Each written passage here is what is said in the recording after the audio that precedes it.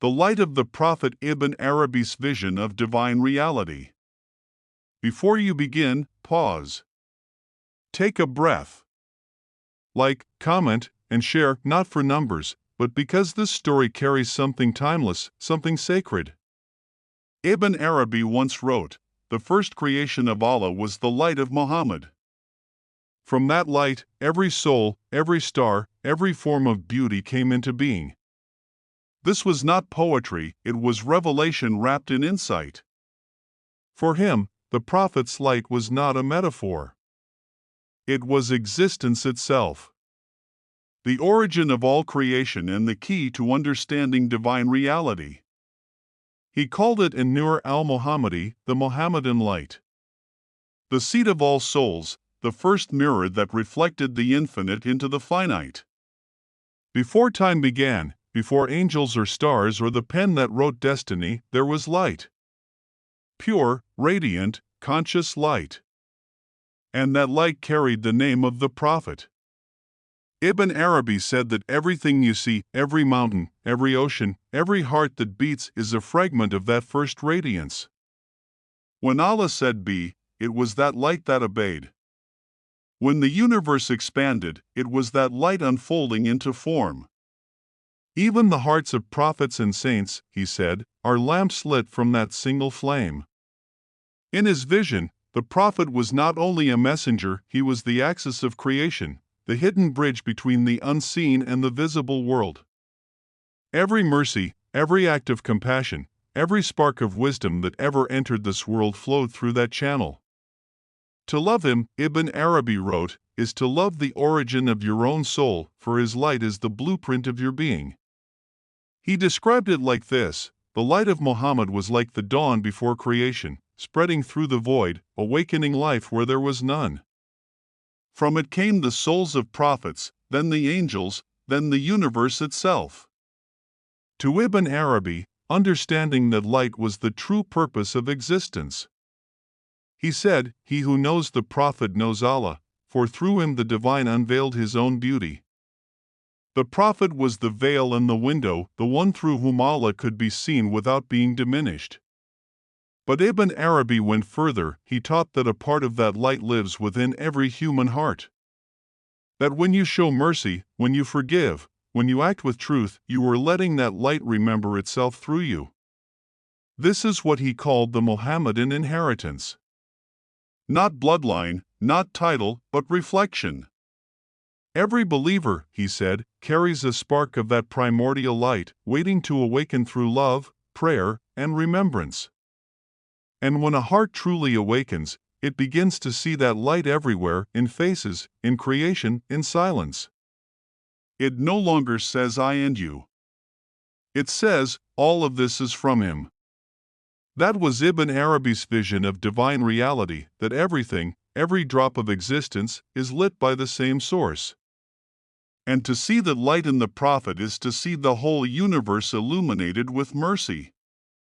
Would you like me to continue the story, describing Ibn Arabi's mystical vision of meeting the Prophet in the realm of light, where he finally understood what divine reality truly meant? Ibn Arabi wrote that one night, while he was deep in dhikr, the veil between worlds grew thin.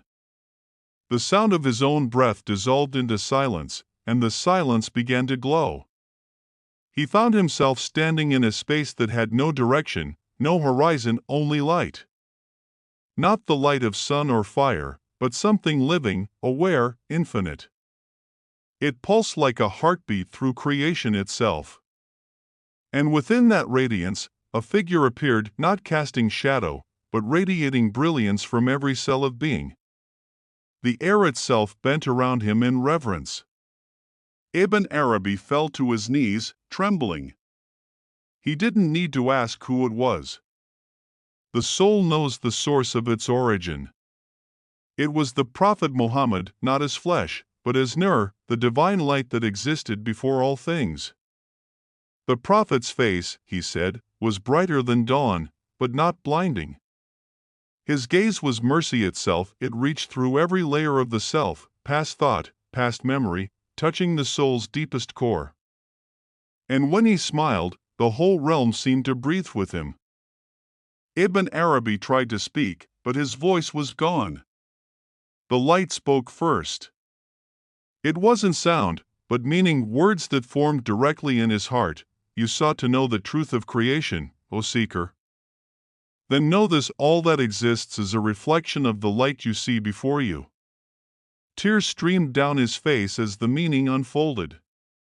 The prophet continued, before the world was, I was a light in the presence of my Lord. From that light, the pen was made, the throne was formed, the heavens were stretched, and the souls were breathed into being. Every spark of life is from this light, and every heart that loves truth carries its reflection. Ibn Arabi bowed, overwhelmed. Ya Rasul Allah, he whispered, how can one love you enough to reflect even a fraction of this? The Prophet replied, by loving as I loved, without condition, without self.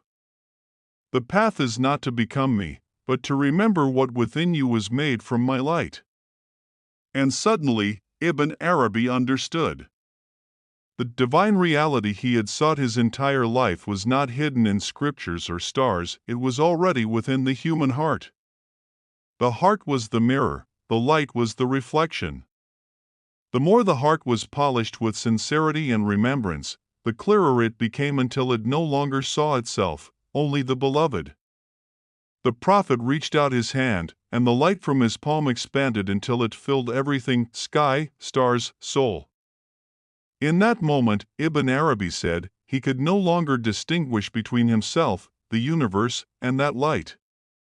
There was only one existence, radiant, merciful, eternal. Then the Prophet's voice echoed softly through that infinite space. Tell them that the light they seek is not above them, nor beyond them. It beats within their chest. When they remember Allah with love, they awaken me within themselves. For I am the mercy that never ends. And with that, the vision faded. The light dimmed, the room returned, the air still trembling with remembrance. Ibn Arabi sat in silence until dawn, tears still shining on his face. He knew that he had not merely seen the Prophet, he had seen creation unveiled. From that night on, his words changed. His writings no longer spoke of separation but of reflection. He began to teach that the Prophet's light was not a historical presence, but a living current flowing through time, through souls, through every act of compassion and truth. He wrote, the light of Muhammad is the first mercy and the last. Whoever seeks it with love will find that it was never absent, it was the heart itself, remembering its source. Would you like me to continue to describe how Ibn Arabi began teaching others after this vision, showing how the light of the Prophet transforms those who awaken to it? After that night, Ibn Arabi was never the same. Those who saw him afterward spoke of a man who seemed half here and half elsewhere, his eyes reflecting a light that no lamp could give. He no longer taught through argument or long discourse, he spoke softly, slowly, and every word carried a weight that moved hearts.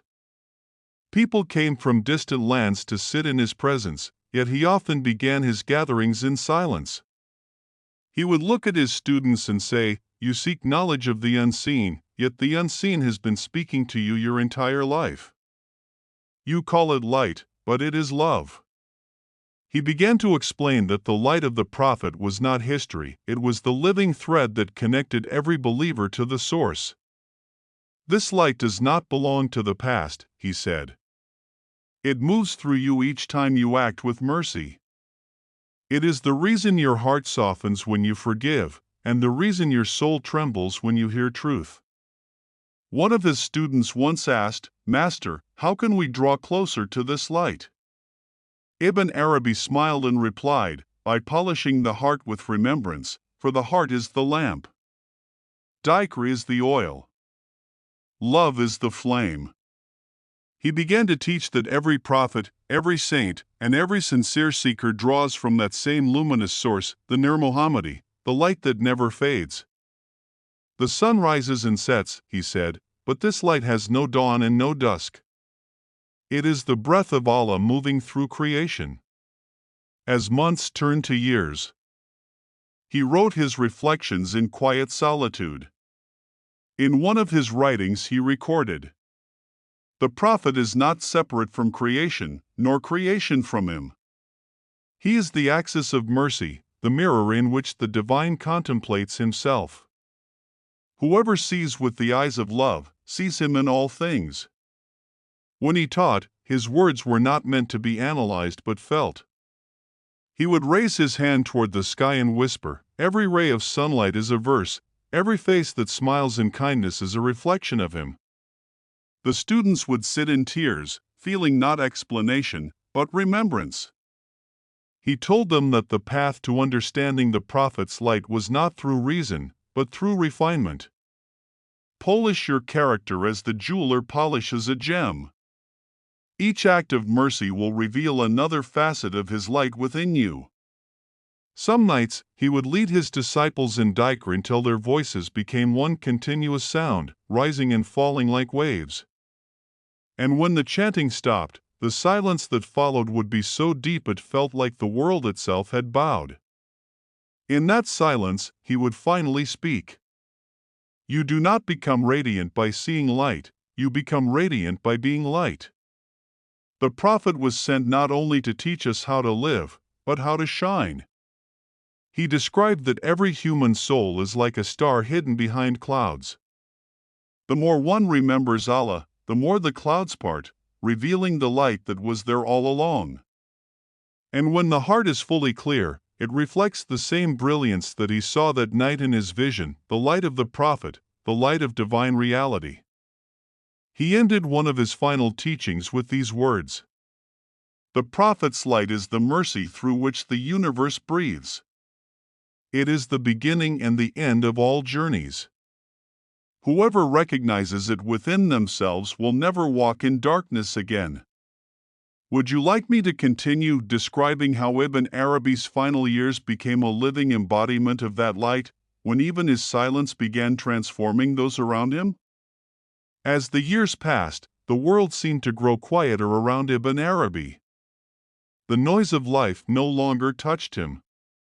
He spoke little, and when he did, people said his voice carried warmth that healed the heart before the mind could even grasp the meaning. His presence itself had become a form of prayer. He no longer sought solitude, it came to him naturally, wherever he went. Crowds gathered, yet he remained in the stillness of remembrance, like a candle unmoved by the wind. His disciples began to notice something strange. When he spoke of the Prophet, the air around him would seem to glow faintly. The scent of musk lingered in the gatherings. One night, during dhikr, the youngest disciple opened his eyes and gasped. He swore he saw light radiating from Ibn Arabi's chest, spreading through the circle until everyone was bathed in a golden hue. But the master only smiled and said softly, "Do not look at me. Look at what shines through me." By then, his writings had taken on a rhythm that felt less like philosophy and more like revelation. His quill moved as if guided by something unseen, the ink flowing with phrases of impossible beauty. He wrote, "The Prophet is the light of all lights, the cause of all causes." Without him, creation would remain unseen, for it is through his radiance that the divine is made visible. He began to speak less of seeking the light and more of becoming it. "The Prophet's light," he said, "is not something you approach from outside, it awakens when your heart begins to mirror his mercy. Each time you forgive, you draw closer. Each time you show patience, you become brighter. Each time you love for the sake of Allah, you are no longer you, you are him." His final students, those who stayed with him day and night, described that even his silence carried meaning. They said he could look at a man and, without a word, dissolve his doubts. He once told them, "Words are for those who have forgotten. Presence is for those who remember." In his final years, he spent long hours in prayer beneath the open sky. The desert winds carried his whispered dhikr, "Allah, Allah, Allah," until even the sand seemed to echo the name. At sunset, he would face the horizon and say, Every day the sun sets in honor of him, and every dawn rises to reflect his light anew. And then came the night that his disciples would never forget. He gathered them quietly under the stars. The moon was bright, and the air was still. He looked at each of them, his gaze tender, his face radiant. "The time of words is ending," he said. "The time of light is near." He raised his hands and recited softly, "O Allah, let me return to you through the door of the light I first came from." The students felt something move through the air, a vibration, a pulse, like the beating of the universe. Some fell to their knees, others wept without knowing why. And then, a great calm descended. Ibn Arabi closed his eyes. His lips moved one last time, "The Prophet is the beginning and the end. Whoever carries his light carries eternity." When dawn came, the Master was still sitting upright, his face serene, his body faintly luminous. It was as if the desert itself held its breath. The disciples knew then that he had returned to the source, to the same ocean of light that had first called him. And from that day forward, those who spoke his name said that his presence had not vanished, it had multiplied. They said that the wind that passed through the dunes carried his dhikr, that the calm that settled after prayer carried his peace, and that every heart touched by love still carried a spark of that same light. That was Ibn Arabi's final vision made real, that the light of the Prophet is not history, but heartbeat, not a story, but existence itself. It lives wherever love remembers, and it never fades. The years after his passing became legend. His disciples scattered across lands Andalusia, Damascus, Mecca, Konya, and wherever they went, people felt something in their presence that they could not name. They didn't speak much about doctrines or miracles, they spoke about light. About a peace that entered rooms when they prayed. About a stillness that seemed to settle over the hearts of those who simply remembered. And so the legacy of Ibn Arabi did not spread through argument or conquest, it spread through radiance. Villagers told stories of travelers who would arrive at night, carrying his books, reading by candlelight until dawn. And the next morning, those same men would smile at strangers, forgive enemies, and feed the poor without reason. It was said, whoever reads his words with sincerity becomes softer, as if remembering something they forgot lifetimes ago. Generations later, mystics still spoke of that light, the Nur Muhammadi, as Ibn Arabi described it, the pulse of creation, the lamp of mercy that never extinguishes. Some claimed to see it in dreams, others in waking life, a golden light that touched their hearts and left them trembling with love. One seeker, centuries after Ibn Arabi, wrote in his journal, "When I first read of the Prophet's light, I thought it was metaphor. But one night, in solitude, I felt it, something pure within me remembering home. And I knew the light had never left. It was I who had been veiled." This was the true continuation of Ibn Arabi's vision, not a chain of disciples or schools, but an unbroken current running through souls across time. A light passed not through blood, but through awakening. And those who carried it were not called masters, saints, or mystics, they were simply called the remembering ones. It is said that even now, somewhere in the world, a heart opens during prayer and feels what Ibn Arabi felt that night, the vastness, the warmth, the mercy that covers everything. It is the same light he saw in the Prophet, the same mercy that brought creation into being. It whispers the same message. There is no separation. The light that shone upon Muhammad shines within you. Every heartbeat is a verse of remembrance. Every breath is a return. And perhaps that is why his words never faded. Because they were never truly his, they were the echo of that first light, still speaking through time. If you listen closely, in the silence after dhikr, you can still hear it, the rhythm of divine mercy moving through the world, saying softly, endlessly. The light of the Prophet was the beginning of creation. And it will be its end. For everything that came from love will return to love, and love itself is Allah. And so it came to pass that Ibn Arabi's light did not end with his breath. His body returned to the earth, but his essence diffused through time, like fragrance released from a single flower filling the entire garden of existence. The years turned into centuries, the names of kings and empires faded into dust, yet his vision remained untouched, quietly alive in every heart that remembered. They built no monument for him, for his true shrine was the human soul. Wherever someone forgave when they could have hated, wherever someone chose patience instead of pride, wherever someone whispered Allah with love instead of fear, that was Ibn Arabi speaking again, through the same light that had once spoken to him.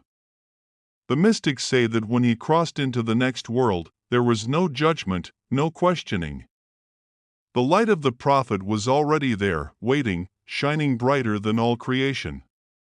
Ibn Arabi bowed, and the light spoke without words. You were never separate. You were only remembering your origin. And in that eternal moment, the veil of duality fell away. There was no Ibn Arabi, no seeker, no teacher, only the ocean of divine radiance, endless and calm. The light enveloped him completely, and the two became one, indistinguishable. From that oneness came a whisper that reached even this world. The light you seek is not in the heavens, it lives in your chest. It is what you are when you stop pretending to be anything else.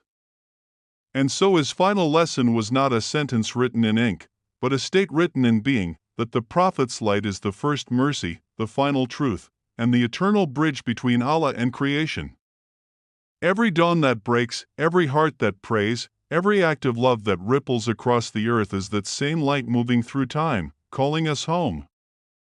And though the sand has long covered his footprints, the glow he carried still guides those who walk the inner path. For love cannot die, and light cannot fade. It only changes form, forever traveling, forever returning, forever whispering the same truth. All began with light. All returns to light. And in that light, there is only Allah.